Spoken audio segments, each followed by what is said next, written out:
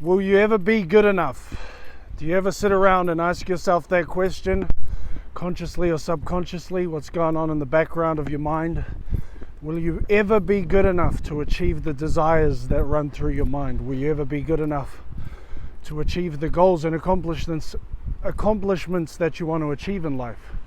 Well, if you find yourself sitting around asking that question, then that's the first step to take to realize that you'll never be good enough, because if you truly know who you are, then you'll know that you're already the greatest thing that there ever existed. You already are the greatest thing that there ever is, there ever was, there ever will be, and that's the eternity of creation. So sitting around wondering whether we'll be good enough, sitting around wondering all of this negative shit that's been programmed to us as kids,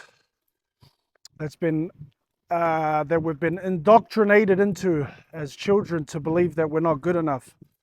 You know, when you sit around as a kid and your parents, maybe you did something that disturbed them, and they gave you a reaction into your subconscious mind that planted the seed of not being good enough for your parents, because maybe your mother or your father got angry at you, you disappointed them, and that's left a belief system inside of you from a young age that you need to do certain stuff, you need to accomplish certain things in life to be good enough for certain people that you regard as people that are higher than you in a sense of position. Because, you know, as we know, when we're younger, our parents obviously feed us and take care of us until we're able to do that for ourselves.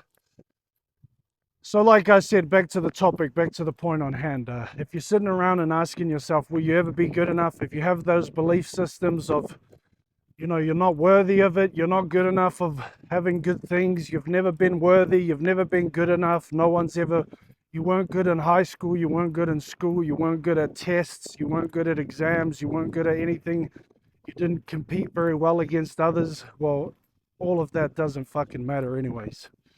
The only thing that matters is you find out who you truly are, and that you find out what your life's purpose here in this 3D reality that we're living in, this virtual reality, and that life's purpose is to waking up to that